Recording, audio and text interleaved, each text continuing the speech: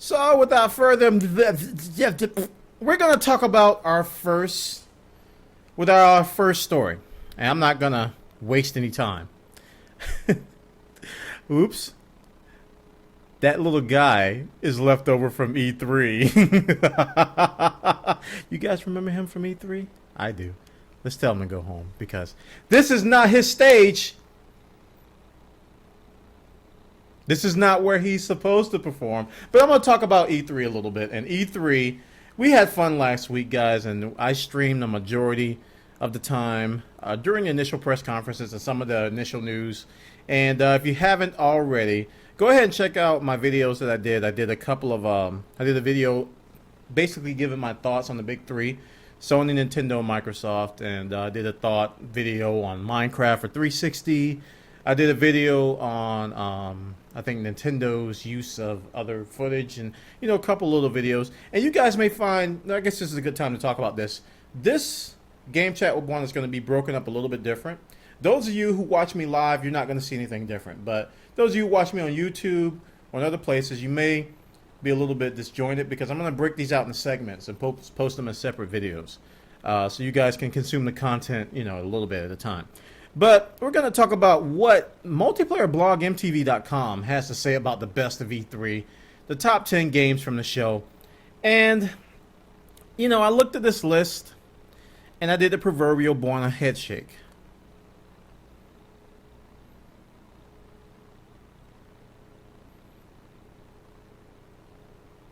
That's all I could do. But let's talk through this list. So you guys maybe can agree with this list. Maybe it was the best of E3 in your opinion. Maybe I'm just wrong. Maybe I'm just off my rocker. Maybe I just have some sort of a condition where I look at E3 games and I have no idea some stuff. Now, number 10, Call of Duty Modern Warfare 3. That's what they said number 10 was. And I look at this and I go, okay, at least it's not number 1 because that would be laughable. I didn't think Modern Warfare 3 was the best title. It was a decent title. It was a, you know, it was all right.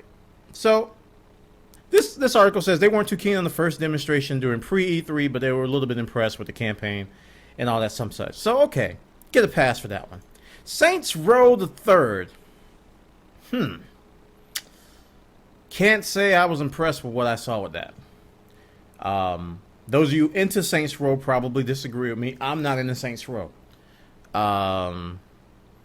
Hey. Go for what you know, buddy. I don't know. I don't know what to say to that because I just don't like the game and I don't know how it made the top 10. Insanely Twisted Shadow Planet. I agree. This particular game did look pretty decent. I do like these off indie titles. Arcade titles, PC indie titles. I do like those little titles, and this one did look pretty good. I looked at it and I was like, okay, that looks like something I'd play. So that's a good one. Far Cry 3, I agree with that. Far Cry 3 did look good visually. Everybody has this running joke. Did I ever tell you what the definition of insanity was?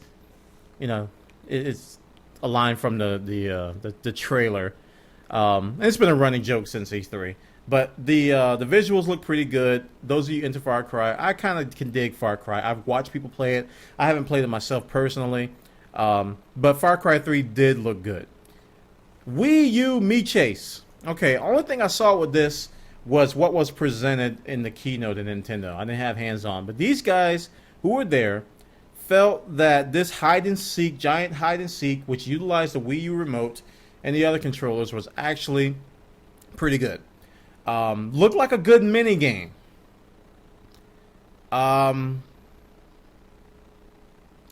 Mini game. And that's where I'm a little bit in a little bit of disagreement. A mini game making a list, I don't know. Now I'm going to go to the rest of it. Gears of War 3, okay, Gears look good, I'll admit. Gears of War 3 did look good. I bought the first Gears, kind of liked the campaign, didn't get into the the multiplayer too much because of lag issues. I couldn't get around it. Gears of War 2 I did not buy. So those of you who say, well, Gears of War 2 corrected all the problems with Gears of War. What? I don't know that. Gears of War 3 did look good. It looked very similar to the other Gears, I gotta say. I didn't see a whole bunch of new stuff, but they are going to come out with a new Horde mode and some other things that they're mentioning in this article. So you Gears fans are going to love it. But I agree, Gears of War 3 is probably going to be one of the biggest 360 exclusives coming up. So, yeah.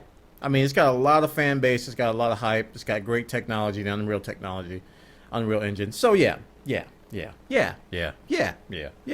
can agree with that. Tomb Raider.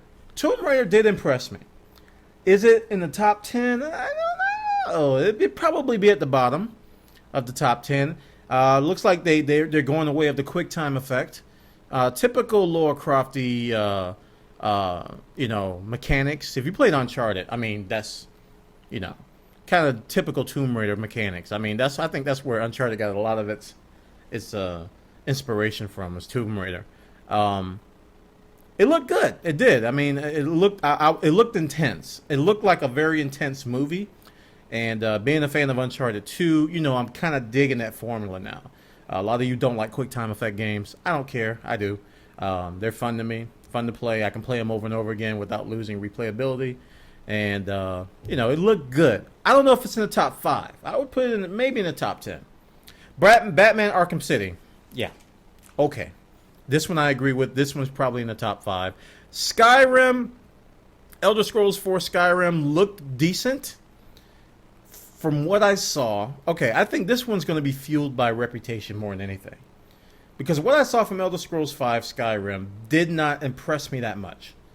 I think the biggest thing I remember, I think we were watching the trailer on the stream, and they were able to dual wield a sword and a staff. To me, that was the highlight. I was like, everything else looks like a typical Elder Scrolls game, which is not. I mean, people love Elder Scrolls, so that's not saying about a bad thing. I don't know if I'd put it in the top 5 as a top 10 games that would impress me from E3, and I'm wasting too much time with this. Number 1, BioShock Infinite, and I gotta say, I don't agree with that one at all. And while we're on the topic, where in the world is Battlefield 3?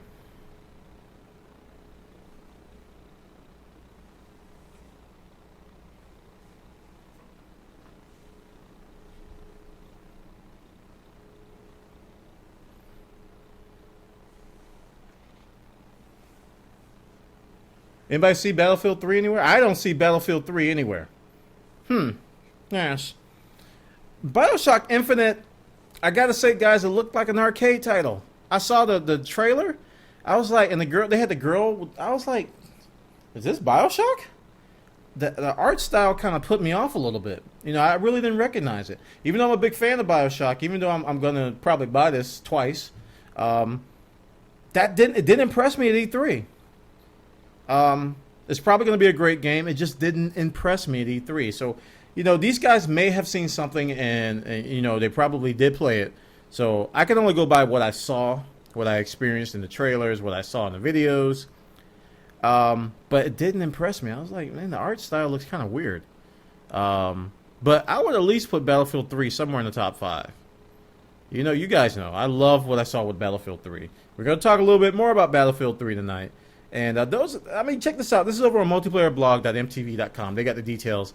Top 10 games from the show, Best of E3 2011.